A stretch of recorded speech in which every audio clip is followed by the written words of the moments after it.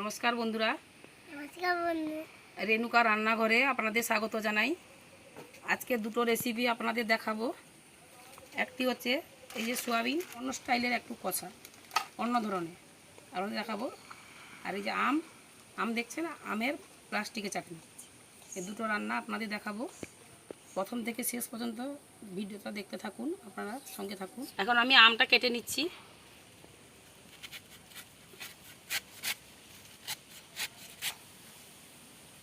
টক না মিষ্টি একটু দেখ, মিষ্টি না টক? আরে মিষ্টি না টক বল? মিষ্টি। মিষ্টি। আমটা কাটছি, আপনারা দেখুন কেমন আমটা কাটছি। আমটা এরকম করে কাটতে হবে।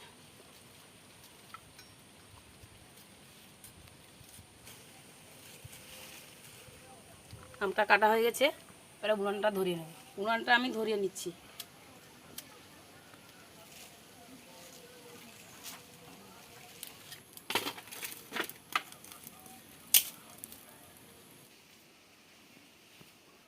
কড়াটা উনানে বসিয়ে দিচ্ছি।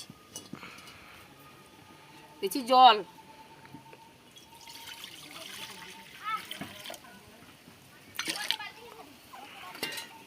জলে দিচ্ছি হলুদ, দিচ্ছি লবণ,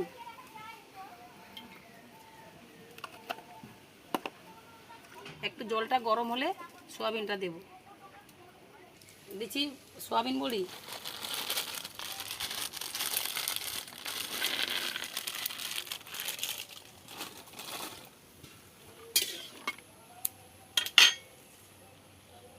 আমটা আমি ধুয়ে নিচ্ছি।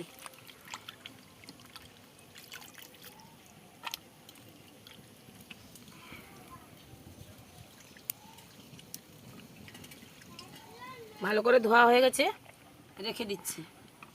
এবারে ধনে পাতাটা ধুয়ে নিচ্ছি।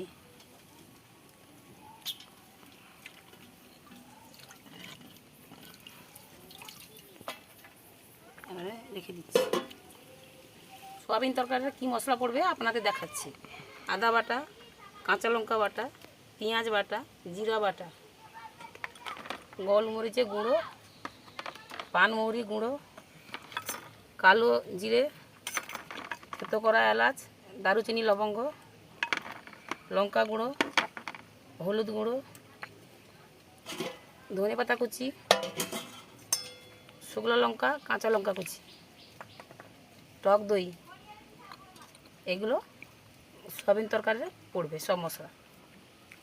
আর সোয়াবিনটা সিদ্ধ হয়ে গেছে, আমি ঢেলে নিচ্ছি।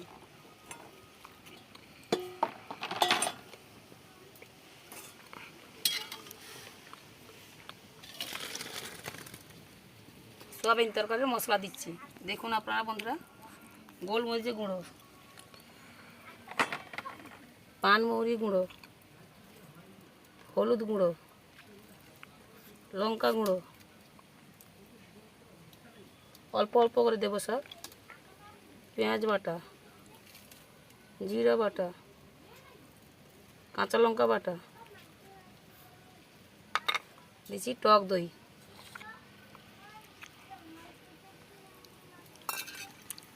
দিয়ে ভালো করে মাখিয়ে নেব।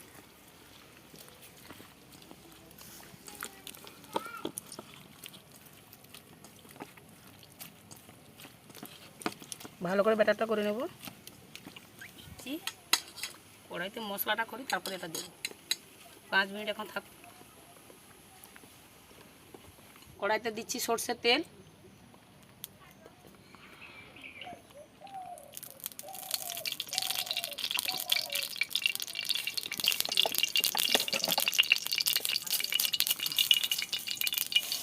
দিচ্ছি অল্প চিনি,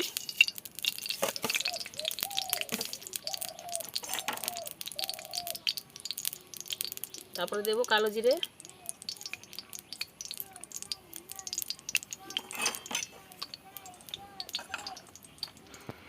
থেতো করা এলাচ, দারুচিনি লবঙ্গ,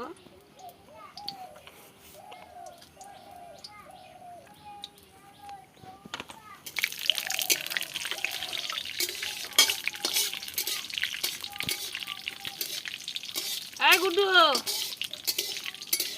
গুড্ডু, আরে আয় রে এদিকে। 4টে শুকনো লঙ্কা, কাঁচা লঙ্কা কুচি 2টো,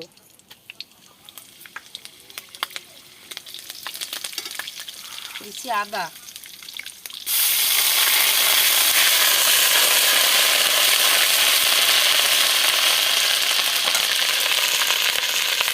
টমেটো পেস্ট,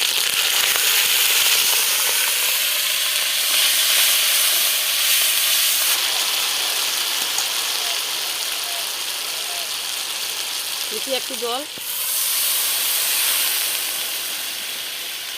রং করার জন্য অল্প একটু লঙ্কা গুঁড়ো।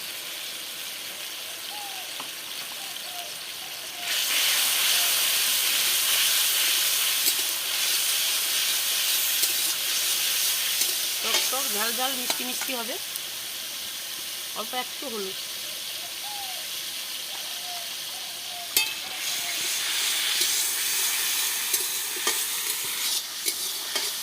এই তরকারিটা হচ্ছে বন্ধুরা নতুন ধরনের সোয়াবিনের কষা, নতুন ধরনের। সুন্দর তেল ছেড়ে দিয়েছে, মশলাটা ভালো করে কষা হয়ে গেছে। আর দিচ্ছি সোয়াবিন বড়ি।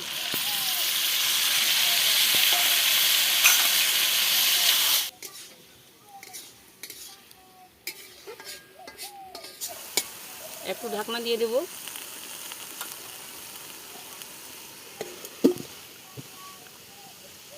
5 মিনিট ঢাকনা থাকলো, তারপরে খুলে দেখো। ঢাকনা খুলে দেখি,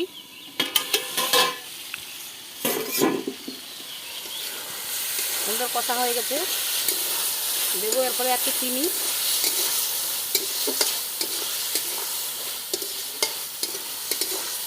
সুন্দর সেন্টও বাড়াচ্ছে। হ্যাঁ, ভালোই গন্ধ দিচ্ছে।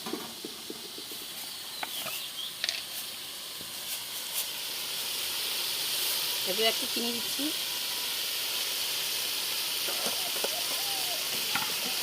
তারপরে দিয়েছি ধনেপাতা কুচি,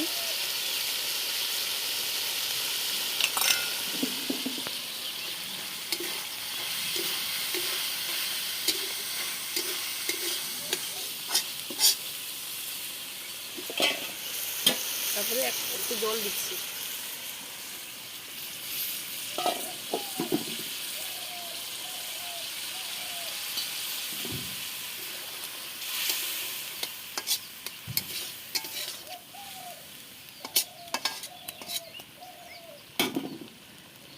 একটু লবণ দিচ্ছি, অল্প একটু লবণ দেব।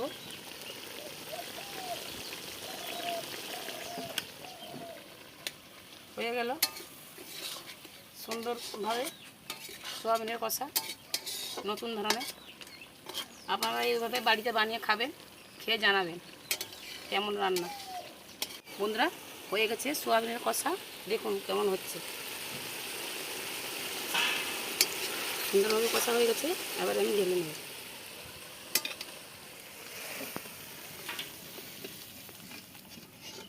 রুটি ভাত যেটাই খেতে পারো। রুটি হলে পরোটা হলে তো ভালো হবে এই কষাটা খেতে। আরও সুন্দর লাগার জন্য একটু দিচ্ছি ঘি।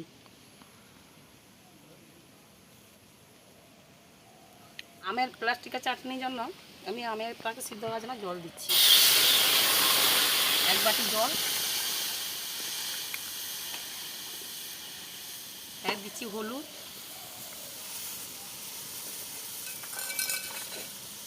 ভাজা মৌরি, দিচ্ছি আম,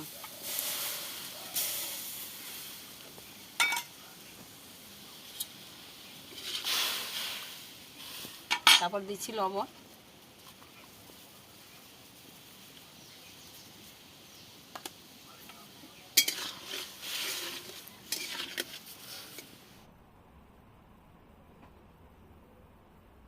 সিদ্ধ হয়ে গেছে, আমি ঢেলে নিচ্ছি।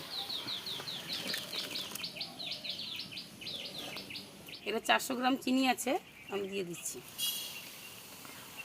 সবটা লাগবে না, একটু কম লাগবে। দিচ্ছি 1 বাটি জল,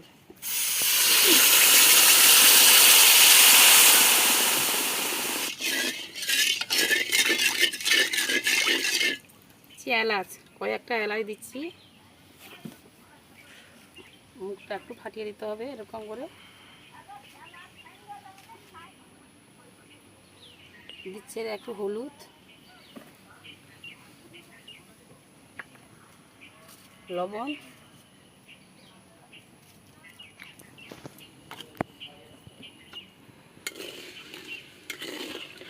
একটু ভালো করে চিনি পাকটা হয়ে গেলে তারপরে আমটা দেবো। একটু চিট কেমন হচ্ছে, হ্যাঁ ভালো চিট হয়ে গেছে। এবার আমটা দিয়ে দেবো।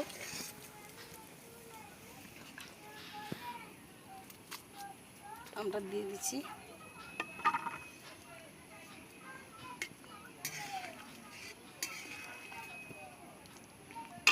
এরপর দিয়েছি কাজু কিশমিশ।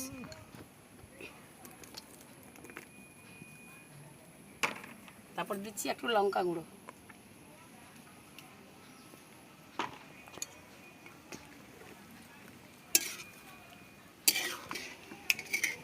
একদম গরম গরম ভাতের সঙ্গে সোয়াবিনের কষা আর আমের প্লাস্টিকের চাটনি, বিয়েবাড়ির স্টাইলের খাওয়া। একদম গরম গরম ভাতে জমে যাবে মজা। তারপর দিচ্ছি একটু পাতিলেবু।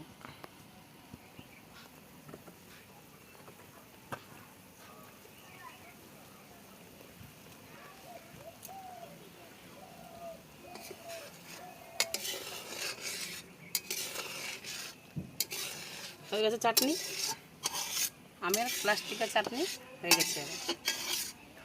এবার ঢেলে নেব।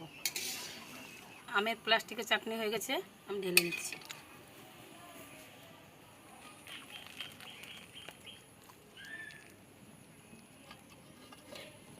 গুড্ডু তো খেয়ে চলে গেছে, সে আর খাবে না বলছে আমি আর খাবো না। খাচ্ছি, দেখি কেমন হচ্ছে। রুটি ভাতের সঙ্গে রুটির সঙ্গে আরোই ভালো হবে খেতে। রুটি পরোটা দারুণ লাগছে সোয়াবিনটা। একটু খেয়ে দেখি। কোনো কথা নেই, চাটনিটা যা হচ্ছে তো দারুণ, মানে চাটনি দিয়ে ভাত চলে যাবে। মাছ মাংস কিছু লাগবে না, এই সোয়াবিন তরকারি আর চাটনি দিয়ে ভাত চলে যাবে।